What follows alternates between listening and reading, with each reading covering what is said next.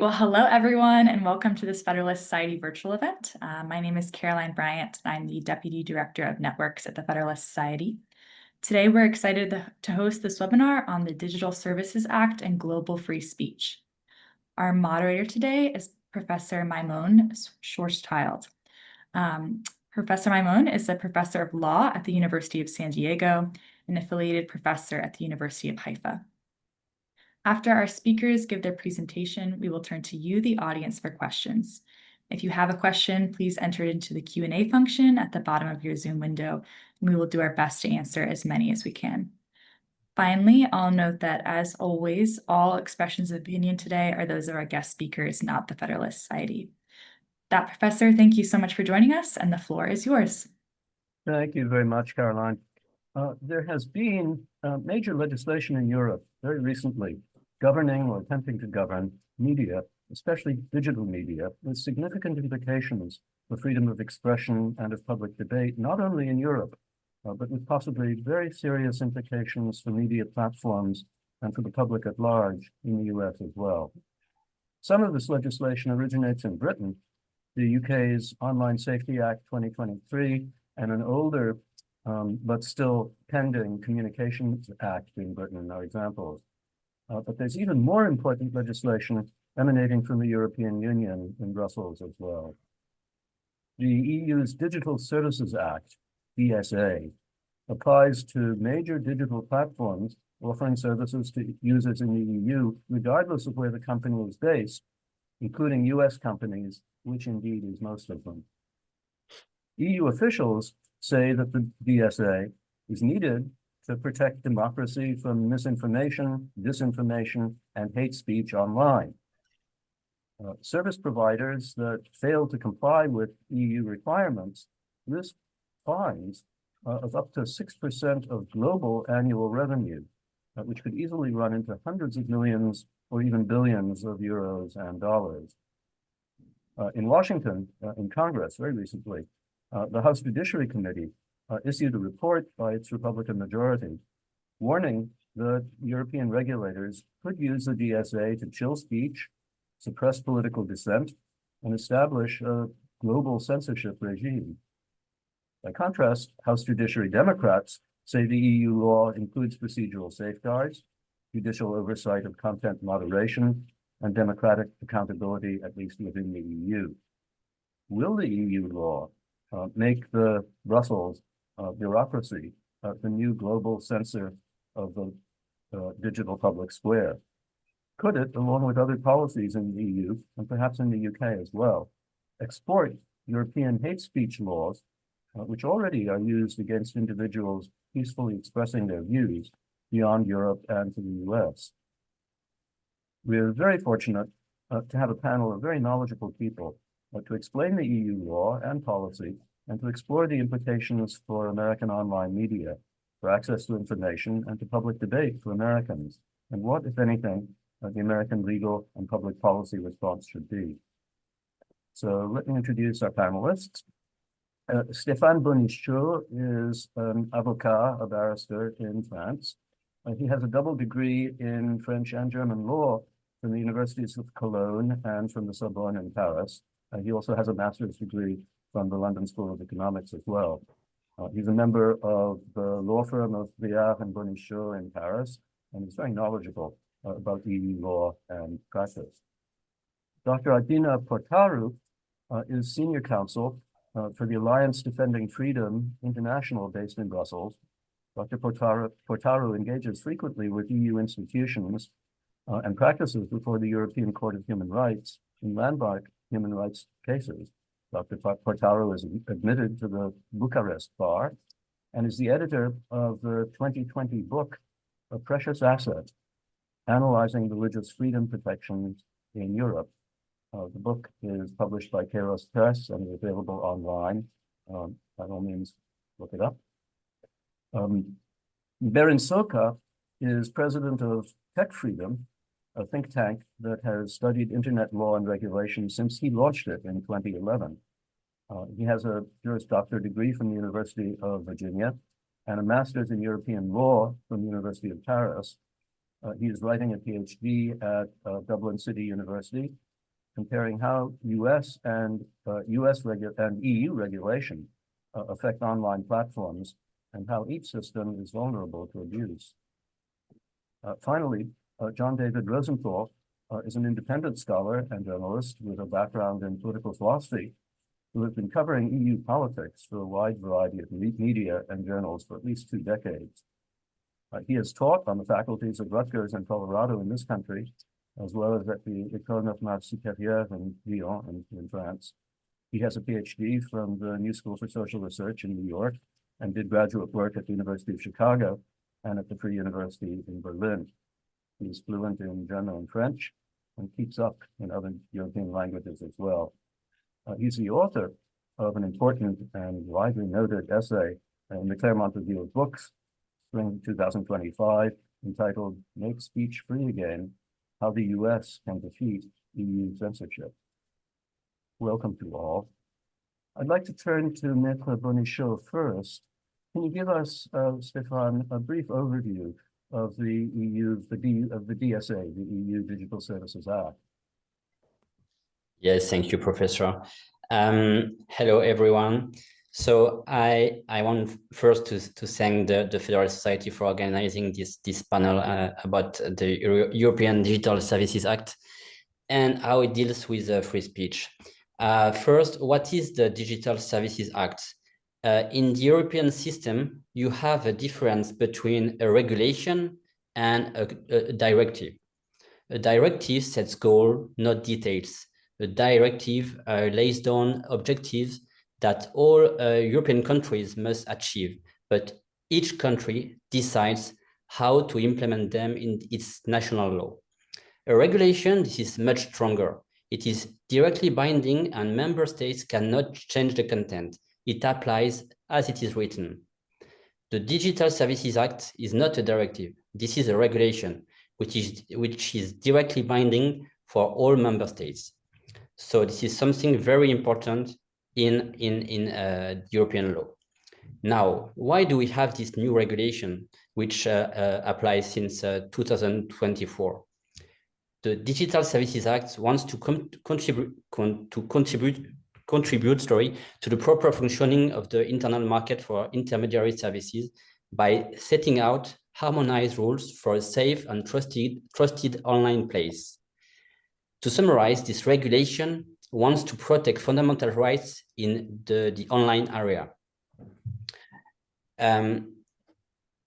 This regulation sets rules for intermediary services, but what does it mean? In the regulation, intermediary services are defined like this. This is internet providers, hosting services like clouds, online platforms, or very large online platforms, or very large online search engine. So there is four categories of companies which are concerned by this regulation. When we speak about very large online platforms or very large online search engine, it means that this is company which have more than 45 million monthly users in the EU. So this is very broad companies. Now that we have explained what and why we have the DSA, let's talk about the content of the DSA. The intermediary services have mainly 4 obligations according to the DSA. Firstly, they have to provide a contact point in Europe, and if outside Europe, a legal representative. Secondly, they have to publish clear terms and conditions for users. Thirdly, they have to set up a notice and action mechanism for illegal content. And fourthly, very large online platforms have to mitigate systemic risk. And this is one big point. What are systemic risk? And we will speak about this. Systemic risk, this is also defined by the regulation.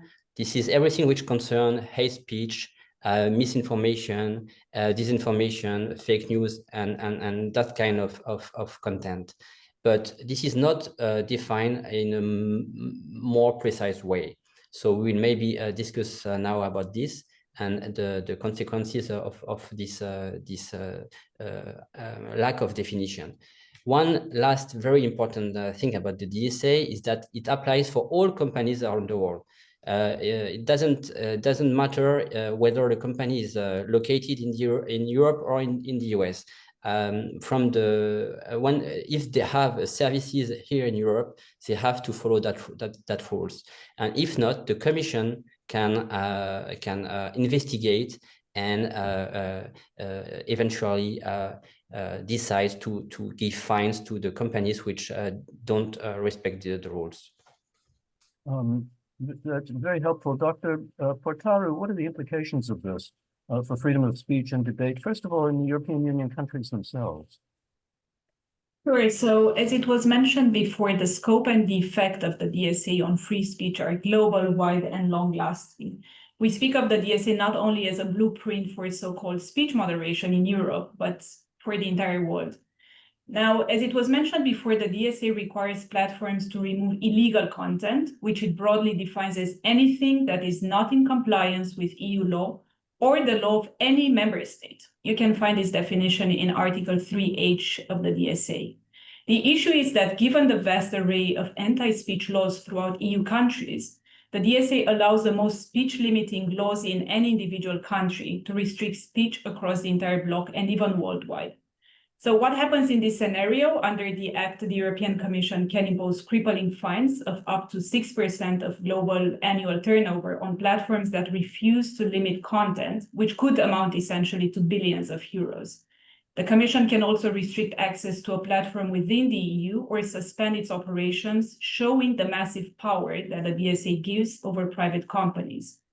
And since the companies are threatened with huge fines if they do not limit enough content or censor enough speech, and there is no penalty whatsoever for censoring too much speech, what do we expect these companies will end up doing over time?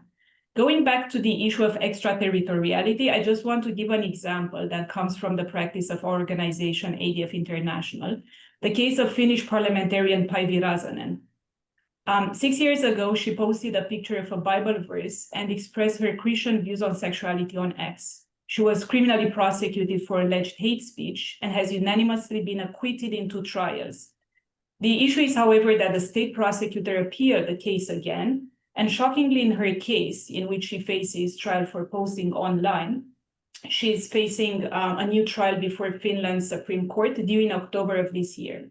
This hasn't happened during DSA's entry into force, but if this was the case, because we're speaking about a post which happened online on X, the content that Päivi posted in Finland could be assessed throughout the legal standards of any country of the European Union.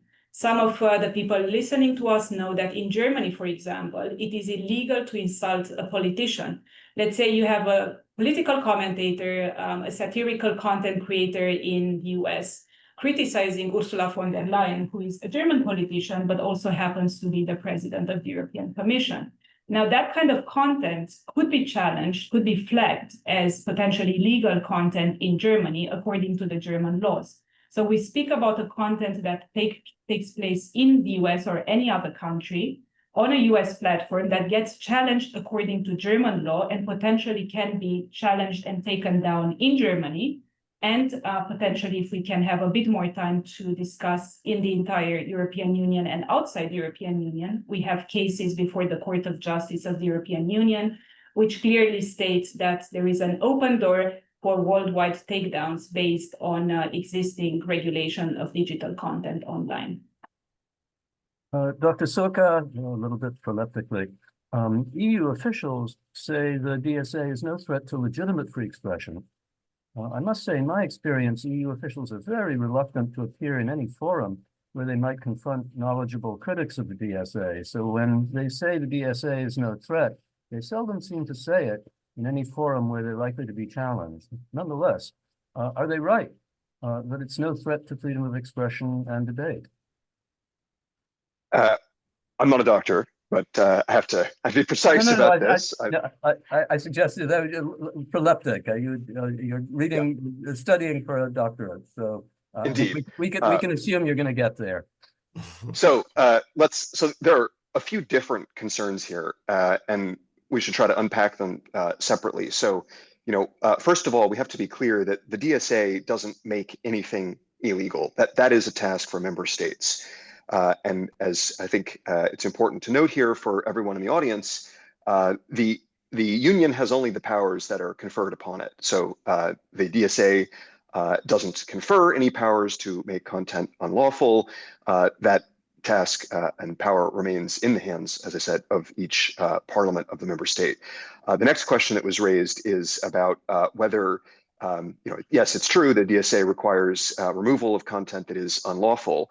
And then the question becomes, what is the geographic scope of that removal order?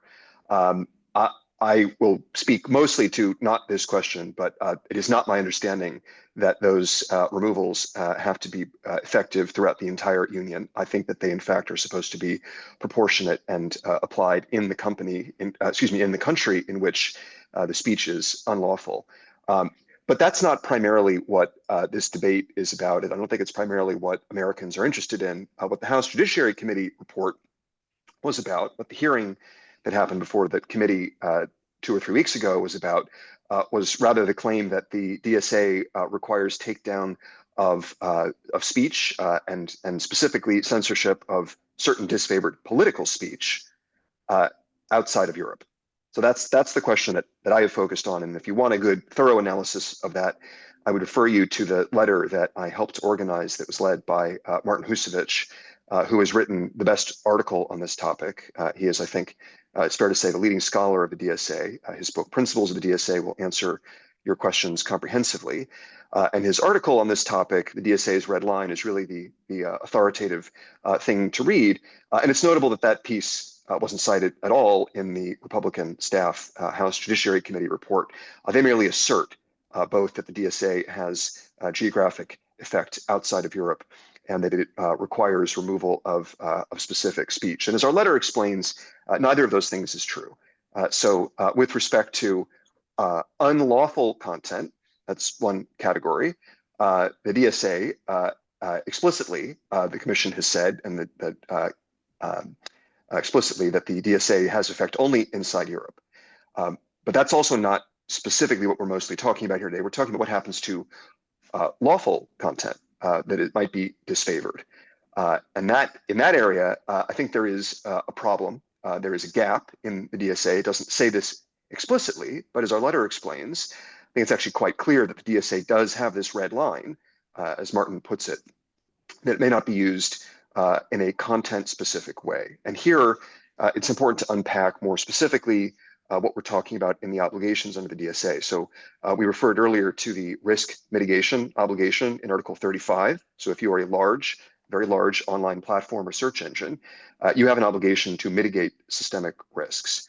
But that obligation is secondary in terms of the timing of things to your broader obligation under Article 34 to assess systemic risks. And this is where I think that the problem arises, because that obligation is quite broad. I mean, it includes all the things that have been mentioned, disinformation, and the categories of systemic risks are very open-ended. They include risks to electoral processes and civic discourse, and I find it troubling that those terms are so are left so open-ended.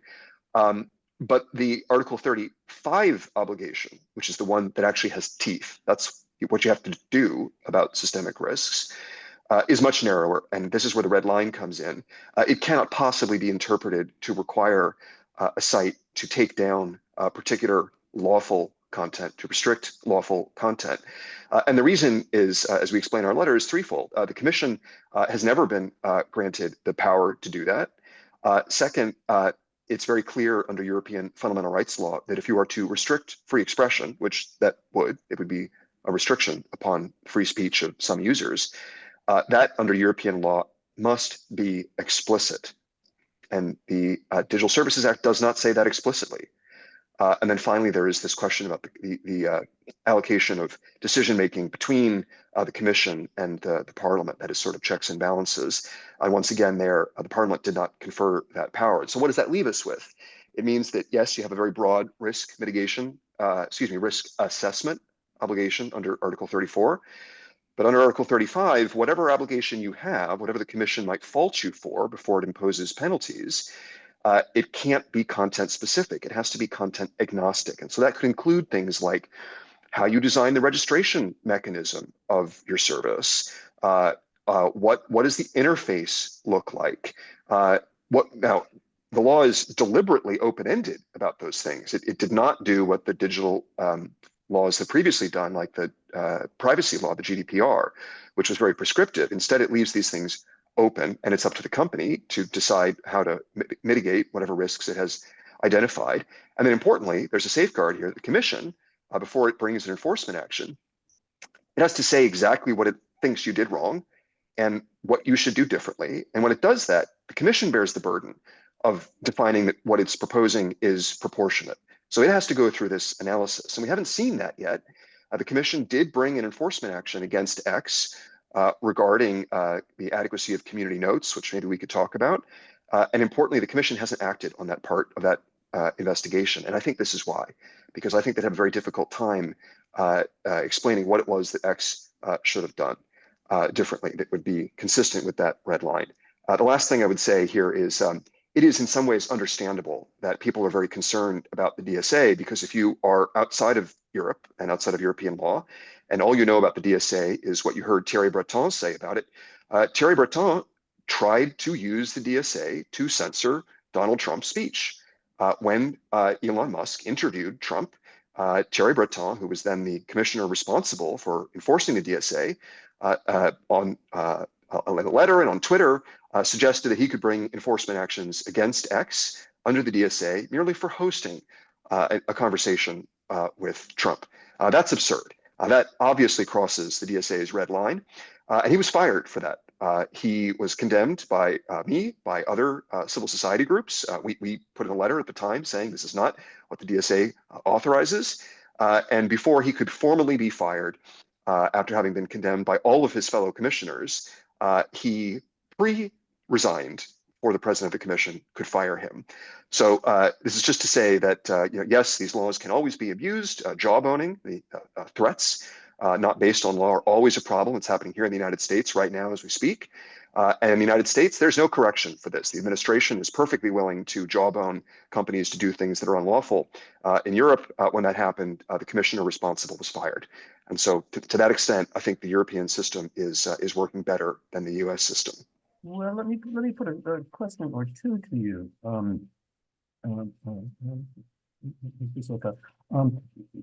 Is it a defense of the DSA to say that the DSA itself or Brussels doesn't make anything illegal? It's the member states that do so.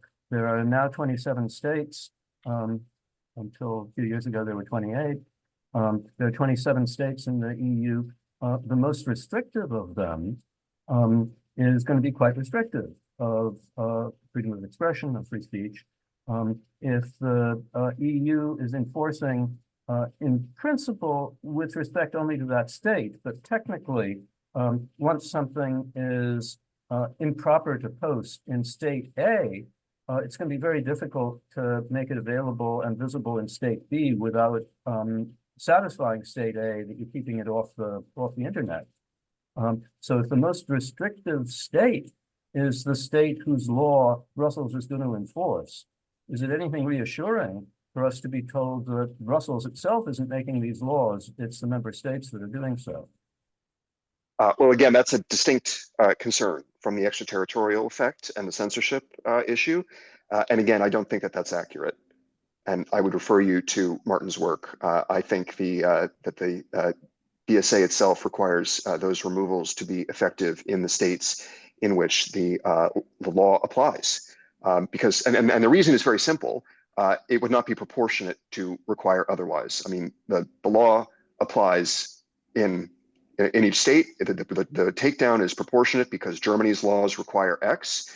That is not the case. Otherwise, you could imagine some harder cases where, for example, there might be speech regarding an election in Romania, and the question is what happens in other states. But I think we just saw that happen. We just had this exact fact pattern play out, and what we saw was that Romania was able to enforce its laws regarding misinformation about its election inside Romania and not outside Romania. And the voting patterns reflected that Romanians living outside Romania got very different information because they were not subject to restrictions issued by the Romanian government. Dr. Rosenthal, let me turn to you. Is it possible to technically to take down something that's illegal in state A and still make it available? In other words, not affect its visibility and its prominence and its availability in states B through Q. Yeah, that's a good question. I'm not a tech person. I'm the last person in the world who should be regarded as a tech person. However, the proof of the pudding is in the eating, and we can look at what the so-called DSA transparency reports that all the major platforms falling under the DSA are required to publish. I believe it's once a year, maybe it's more frequently actually.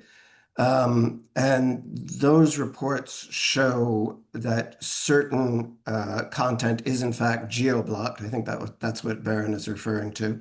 So they're not really removed per se. The content is not removed per se. It's just geo-blocked, presumably in the relevant jurisdiction. However, if you look at X's first, I actually think they're published a couple of times a year, at least in the case of X. If you look at X's first DSA transparency report, actually there are more removals than blocks. And there's a third category, which to me is the most important category, and that I don't believe we've touched upon yet, at least not in any detail, and that's visibility restriction.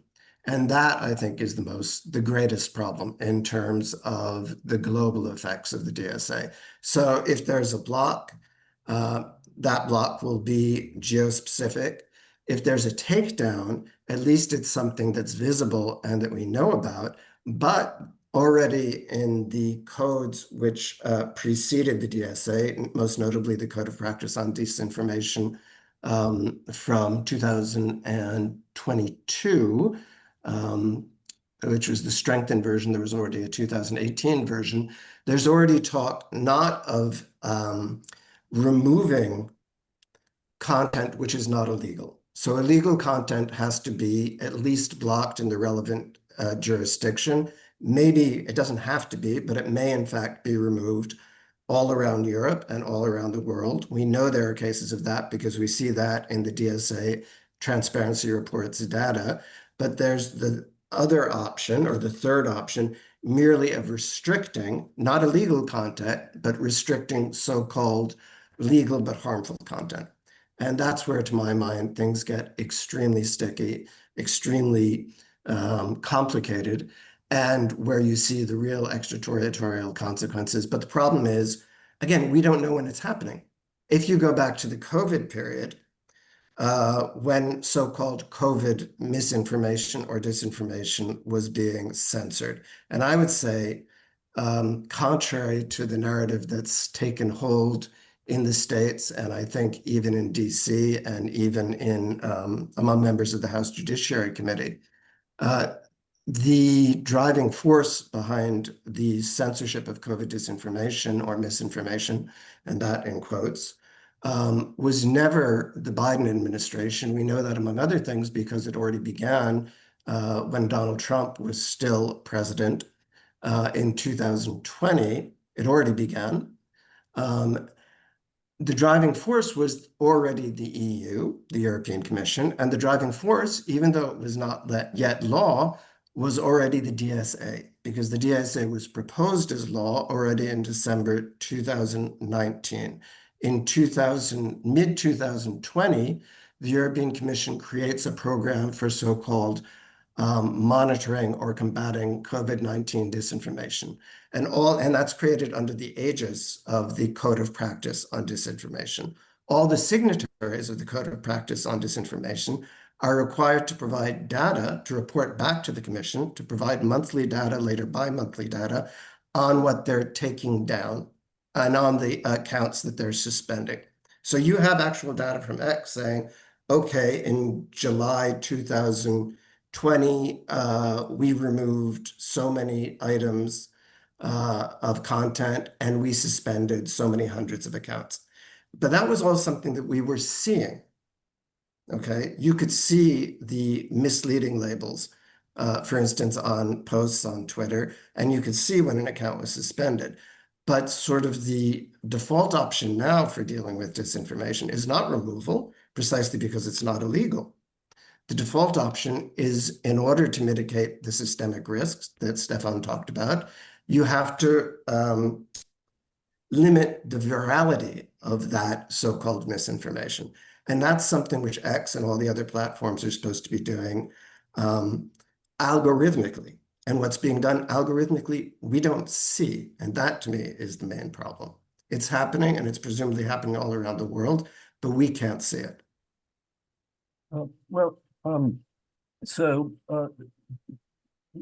First of all, what's the difference between illegal speech and harmful speech? That seems to be a distinction that the DSA is making. And I take it your suggestion is that illegal speech has to be formally removed, and it's or blocked, and it's publicly ascertainable what it is that's being removed. Harmful speech doesn't have to be removed, but its visibility has to be suppressed. And there isn't any public information about what is being, what the platforms are being muscled, in effect, to make less visible. As a practical matter, if something is less visible, to what extent are people who want to get information and want to participate in the debate, to what extent are they going to be able to see whatever it is whose visibility is being suppressed? They might not be at all. If you look, the X in its DSA transparency reports, it links its so-called enforcement options. So again, you have three options. One option is global blocking, global takedowns. Second option is geo-blocking. So what Baron was referring to, just removing in the relevant jurisdiction. And the third option is visibility filtering. And X mentions that you can stop a post from being even shown to followers of a given account. So it won't be shown to followers of a given account. It won't be shown to non-followers of a given account. It will be demoted in replies. It will just be available as a unique URL. You can go to the profile and find it, but unless you go directly to the profile of the account user, you can't find it. So they can actually completely squash, they can make something invisible, simply put. Suppose I'm a digital company and I'm told, well, you have to block or suppress something with respect to one country. So if Germany prohibits criticizing or saying bad things about German politicians, I take it some German politicians, not all of them, not ADF politicians. I take it you can say what you think about them. But if Germany prohibits that, and I'm a tech company, is it what are the incentives for me? Do I have to worry about a risk that if something is visible anywhere in the EU, that people in Germany might see it, and that might be illegal, or that might subject me to penalties of various kinds, sanctions of various kinds from the EU? Is my incentive to play it safe and take it down everywhere? I think maybe others might want to address this, but I think evidently your incentive is to take it down everywhere. I can give an example, another example from German law. There is a prohibition in German law, one could say maybe understandably so, on using so-called anti-constitutional symbols. So anti-constitutional symbols are namely National Socialist symbols. So using the swastika or using the so-called Hitler salute. A German retiree by the name of Stefan Niehoff, this is the same guy who was actually had his home raided for having insulted Robert Habeck, who's a Green Party politician. That charge was dropped, but he was eventually convicted of quote unquote using anti-constitutional symbols in tweets. But he hadn't used those symbols. He had just shown historical photos of, for instance, clergymen under the Third Reich using the Hitler salute. Okay, he wasn't using them himself. he was critically using these photographs from the period of the Third Reich. I think it's evident that anywhere in the world that Twitter is going to be, or Facebook is going to now be sensitive, knowing that in Germany, if those images are shown, it's a crime, is going to be sensitive to showing even historical photos of people using the Hitler salute. And I had direct experience of this because, or at least of the kind of chilling effect, let's put it that way. When I tried to publish an article, which eventually did get published by the European Conservative, but when I tried to publish an article on the Stefan Niehoff case, what I wanted to do was show his tweets, to show people how unproblematic they would be outside of Germany. And I had a lot of trouble publishing that article. Why? Because I was showing those same historical pictures that Niehoff showed of historical figures from the period of the Third Reich using the Hitler salute. Mr. Scola, is it unfair to suggest that the most restrictive policy is going to be the one that bleeds out into the way the internet is regulated in the EU, across the EU, and even beyond?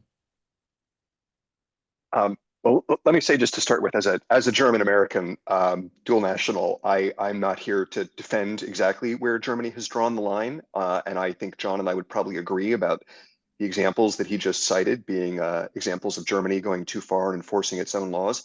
But that's not what we're talking about today. We're talking about the DSA and how the DSA works. So I think we have to be really precise about this.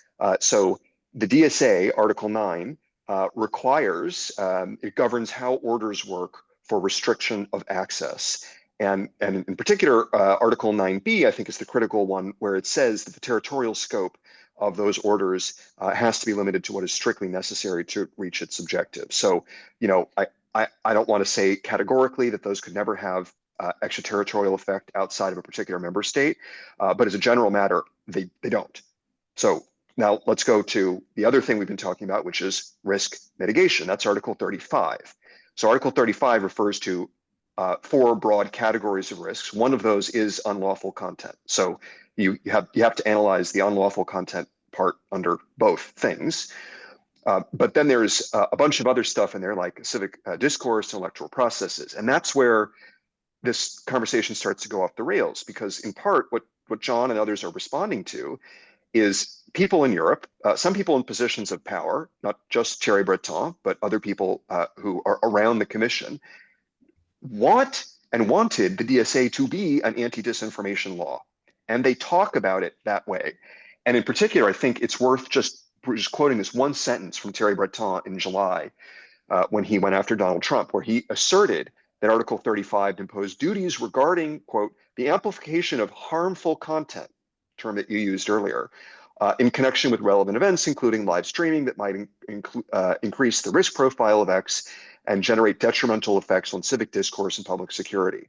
Okay, so Thierry Breton claimed that the DSA could be used to censor lawful content by reducing its visibility or access, including Donald Trump talking about whatever.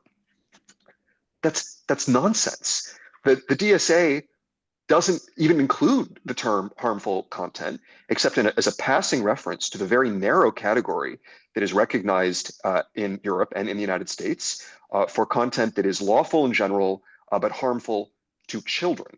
Okay, so the first way that Thierry Breton went wrong is, the DSA really, in these provisions we've been talking about, content is either unlawful or it's not. But the harmfulness is just, that's not a thing. So we've discussed what happens with content that is unlawful, and again, I think it's limited in its effect, those orders, to certainly to Europe and generally to each member state. And then the question is, it was asserted a few moments ago that that companies have an obligation to mitigate systemic risks by reducing the visibility of disinformation, in particular, like claims about an election. And again, I think that's not correct because of the DSA's red line, because that would be a content-specific restriction. And if that's what had been authorized here explicitly, we might be having that conversation. It's not explicit. And because it's not explicit, there is no European court that will uphold a content-specific restrictions. So the restrictions might be things like, in general, you should design your sign up differently. In general, maybe for the particular kind of content that you, or for all of the content on your site, you should consider certain features. But it's up to the services to decide what those risk mitigation features are, and the Commission cannot impose liability because a site didn't restrict access to particular kinds of disfavored content, period. That's the red line. Dr. Portaru, are you reassured? Yes, I just actually was listening very carefully and I wanted to intervene a couple of times. I think what was mentioned before was certainly clear on what is limited to what is strictly necessary. That's true, that's what the DSA says. However, it does say about the extraterritorial impact, effect, coordination between the digital service coordinators, and just the internet by its nature, of course, is global. So we have to look at the DSA in its whole ensemble. So both the articles and the recitals, there are various references to both what is strictly necessary and then what is extraterritorial. Also, I think it is fair to look at the objectives of the DSA, which is to mitigate systemic risks, to remove illegal content, using very loose interpretation. So these objectives are so sweeping that the limitation on what is strictly necessary is actually not reassuring. The DSA opens the door to regulatory measures with a scope that is limited only by the imagination of political actors in play. And I do agree the Commission does not directly say what is legal or illegal. However, it has created a structure and the Commission is at the top of the structure. So I think it is a little bit simplistic to say that the Commission has nothing to do with potentially the removal of legal content or content that is deemed to be harmful in the mitigation of risks obligation, just because the Commission itself by A to B is not removing that content. So if we look at the DSA as a whole, the DSA puts in place a censorship industrial complex. We have the DSA. This year, we have had a number of codes of conduct that were passed: disinformation,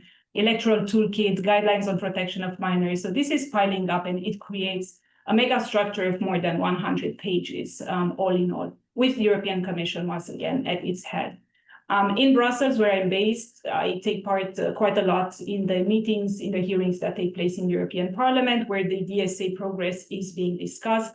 What I hear from the companies is that they do receive a lot of content that is flagged extraterritorially. So it can be one content that is visible, of course, in 27 countries or even across the European Union. They can get 10, 15 flagged content from different countries. And of course, they have to decide according to that specific law.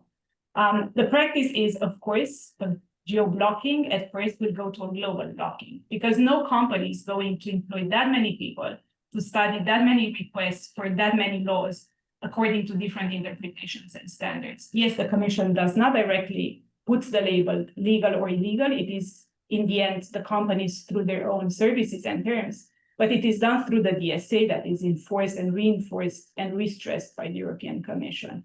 And in the end, it is a business model. I mean, we also have to mention this. It is depending on finding content to censor and inconsistent with the standards of the rule of law. When you look at, for example, this was very briefly mentioned, and I try to squeeze all of this in due time to leave some time for questions and answers.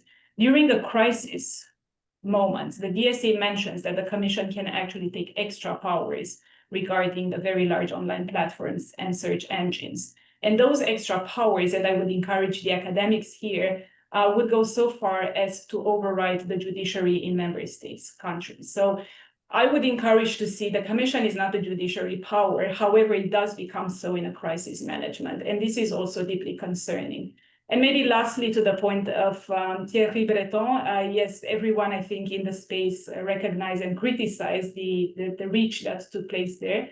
But that is not a single incident that happened. Actually, in 2025, after the elections in the US, there was the inauguration speech delay, famous moment happening in my country of residence in Belgium. The Belgian state broadcaster imposed a 2-minute delay on airing President Trump's inaugural address, not for translation, but to pre-screen everything that the team might deem racist or xenophobic. So mitigation of risk, illegal content, let's put this into the wider picture, because this is not necessarily only a matter of free speech in Europe or in the US. It is really a global blueprint for censorship. What would you say, all of you, before we turn to questions, to Europeans who might say, look, we have a different history and a different balance of freedom and constraint than the US has. In Germany and elsewhere, for example, our history means that anything smacking of Nazism is illegal. Songs, symbols, speeches. These might be protected by the First Amendment in the US, but you mustn't impose this on us, us Europeans. Is that a fair point on the part of the Europeans? And if so, in an increasingly global media environment, what do you do about that? Can I take this first? Because I have to sign off a little early. I apologize. As a transatlantic person, I live in both worlds. I spend most of my time on free speech law in the US. They're different systems. I'm critical of abuse in both. In general, I think that the American system of allowing more speech is the right one. But, my grandparents grew up in Nazi Germany. I understand why Germany has written the laws that it has. I understand why the Belgian broadcaster might have done what it did. But to use that example, they did what they did in that example that was just provided to you, not because of the DSA.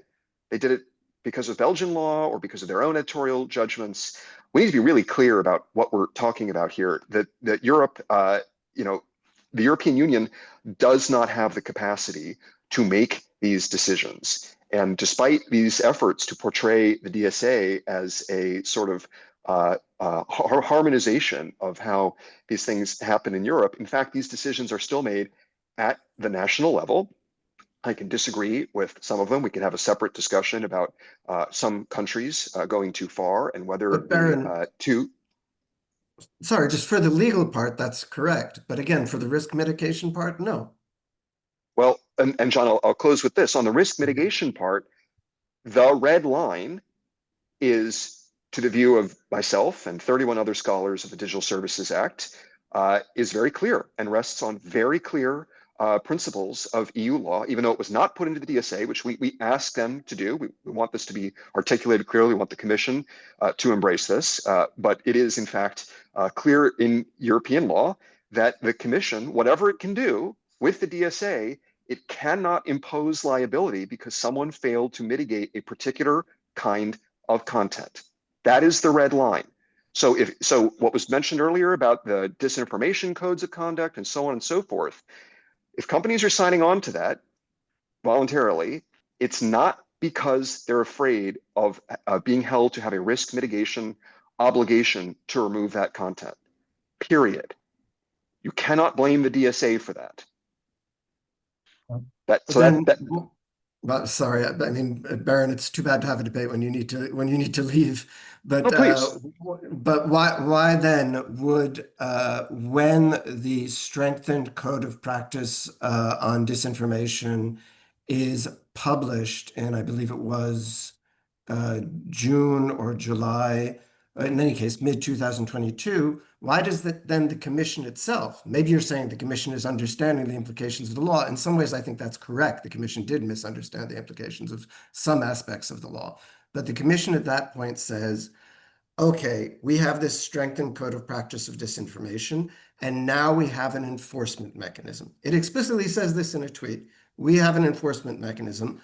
If the companies that are signatories of the code of practice do not comply with their commitments, and there are 44 commitments, as you know, under the code of practice, then they're going to get slapped potentially with these 6% fines. And again, that's not me. That's a commission tweet.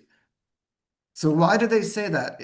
Does that mean, okay, each company individually is going to decide what it thinks is information and what it thinks is disinformation? Of course, they have no competence for doing that. I would say, and I think you would agree, the European Commission doesn't have competence for doing that either. But it can't possibly mean that. There must be some sort of contextual, content-based aspect. If, for instance, Twitter came back to the Commission and said, look, we took down 50 tweets in such and such a month, and they were tweets by the commission about the efficacy of COVID-19 vaccines, because we think that's misinformation. Do you think that would be satisfying than the commission's expectations? Okay, so just to be clear, we just switched to a different provision of the DSA. So we're no longer talking about, I don't want everyone to understand here that this is how these pieces fit together. So first we talked about orders to take down unlawful content. No, I'm not talking about orders for content. No, I know. I'm just making please. sure everyone Okay, understands how the okay. pieces fit together, right? And then we talked about the risk mitigation obligations, which are the core of the DSA. And now we're talking about companies committing to do something and not doing it, right? So that's correct. But again, I'm saying the commission, and I agree with you in a way, the commission misunderstood what they were doing. But the commission says, well, now we have an enforcement mechanism and those commitments are no longer voluntary, they're mandatory. I agree. If you say no, they're not mandatory, I would agree with you. But nonetheless, the commission is saying that, which means it thinks that it's putting pressure on the platforms to limit the effects as systematic risk of certain misinformation. And I think the whole problem is, what exactly is misinformation and disinformation? You can't deny that a focal point of the first von der Leyen Commission is misinformation and disinformation. They were talking about that the whole time. You might say John, that, if I can chime in. Yeah, go ahead. Just to take advantage also of Berin being here, if I understand correctly, what you're asking, John, is actually the role of the commission.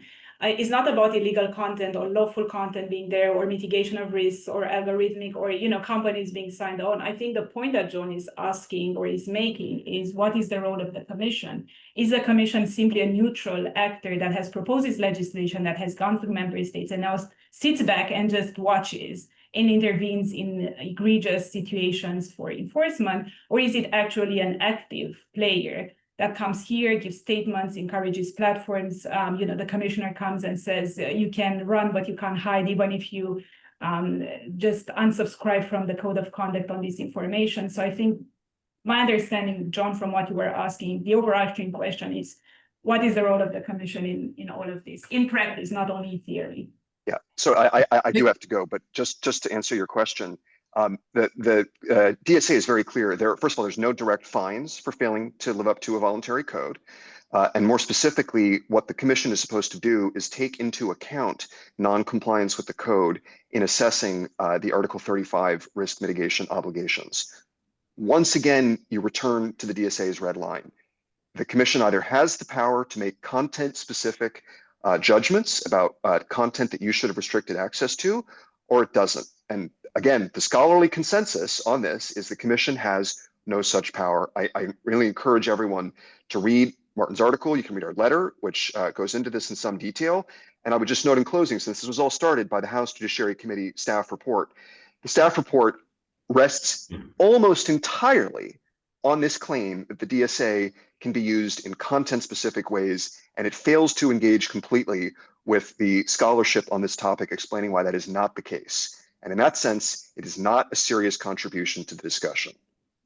But on that note, I apologize. I have to go for a previously scheduled meeting. So pleasure to chat with all of you. And I hope you can refer everyone to the letter that I've put forward. We filed it in the House Judiciary Committee site, and maybe it'll be in the links for this episode. Let me thank you very much, Berin, for joining us. And let me turn to the audience and to those of you online who might have questions.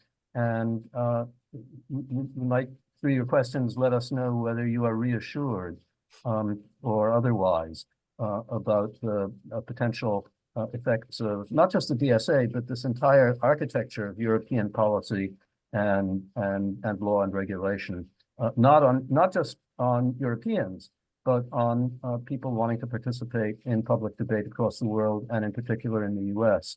If we have questions, Caroline, can we turn to those at this point? Absolutely. So I think we have one question. Are flagging agencies in various MS, and I apologize, I don't know what the abbreviation stands for there, but diverse in ideology, France leans towards progressivist-only agencies, pro-immigration, pro-abortion, LGBT activists, etc. Other question, where do MS stand in terms of enforcement? It is my understanding some are really reluctant to abide. Any thoughts? Dr. Rosenthal? About the first question, in terms of the flagging agencies, they're certainly not ideologically diverse, but they in fact haven't yet had much of an impact. And I think the crucial fact about the flagging agencies is that can you explain what a flagging agency is? Yeah, and what flagging is? Yeah, so one of the I guess the central pillars, we could say, of the DSA is you're supposed to have this notification mechanism where individual users can notify Twitter or Facebook or whatever the platform happens to be of what they take to be, say, hate speech or disinformation or whatever. And then the platform is supposed to make some sort of judgment itself and potentially take enforcement action. In addition to individual users being able to do this, governments can do this under, I believe it's Article 9, Adina, that they can, I can't remember, it's Article 9 or Article 8, that they can actually give something like, they're not exactly orders, but takedown requests. And you have the creation of this new entity, which are called trusted flaggers. The trusted flaggers are organizations which are supposed to have special expertise in certain areas. So for instance, one of the German organizations that has been given trusted flagger status is called, I believe, Hate Aid. So it's supposed to be specialized in hate speech. And any flagged content that's been submitted by a trusted flagger has to be given priority treatment by the platforms. But those trusted flaggers don't just sort of emerge out of the blue. They're appointed. You can, as an association or an organization, you can apply for that status, but it's the respective government that actually names those trusted flaggers. And if you look, recently I've been looking at a lot of the data you can glean from these so-called transparency reports. And in fact, the trusted flaggers up to now, in any case, have very little impact. But, you know, they're not going to be any more ideologically diverse than the governments that they're appointing them, so to say. Yeah, yes, I will add something. It's something very important, trusted flaggers, even if for now it has not a very big impact, but it also means that an association with political views could be designated as trusted flaggers and try to influence the decision or the behavior of providers or hosting companies. So it could be used in the future. Absolutely. Yeah. So I totally agree. Yeah. And in fact, in the German case, this hate aid, of course, they want to go after, for instance, parties like the AfD. So who defines what is actually hate speech? But again, it's not those private associations that have maybe those political agendas. It could be the governments that are appointing them. And the second question I didn't hear. I'll leave it to somebody else to answer. And no, there's another question as well that maybe we want to get through, Great. because I know we only have a little bit of time, but so I think someone's wondering about the importance of civil discourse and its role in the United States and American freedoms, kind of also in French freedom and maybe potentially in the UK. He says kind of the person says the language used for those examples could be considered aggressive and unlawful maybe, but kind of didn't that move things forward in the United States kind of debate? Any thoughts on that maybe for US, France, and the UK? Well, I'll just chime in to... Yes. Sorry, Stefan. Just a point. In the DSA refers to the European Convention for Human Rights and the Charter for Fundamental Rights of the European Union. So normally it should protect freedom of expression, freedom of speech. And in the idea of the DSA, I don't say that it would be used in a proper way, but in the idea, we always have to make a balance of interest between freedom of speech and the hate speech or harmful speech. So this is the idea behind this regulation, and the European Convention of Human Rights is explicitly quoted in the regulation. It's a global, increasingly a global media environment, and balancing off the very different national cultures and national legal environments in a non-national and increasingly global world is clearly going to be both very difficult and with the risk that it cascades down to the most restrictive country or the most restrictive regime. And how that will be managed in a country like the US, where First Amendment values have, on the whole, up to now prevailed for open debate and for broad freedom of expression. That, I think, is going to be a continuing challenge. And the DSA, the Digital Services Act, as one element in a European structure, which emerges from a very different political and historical culture.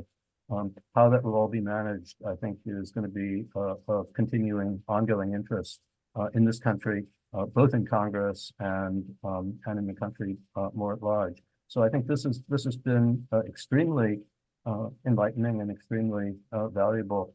I'm grateful to all the participants in this conversation, but I think the conversation will continue in the Federalist Society and far beyond as time goes on. So many thanks to all of you, and to Caroline. Let me give it back to you. Great. Well, I just want to echo Professor Maimon's thanks. Thank you also for bearing with me as I had some technical challenges. But on behalf of the Federalist Society, I want to thank our speakers for the benefit of their time and expertise today. Thank you also to the audience members who joined us. We greatly appreciate your participation. Check out our website, fedsoc.org, or follow us on all major social media platforms at FedSoc to stay up to date with announcements and upcoming webinars. Thank you once more for tuning in, and with that, we are adjourned.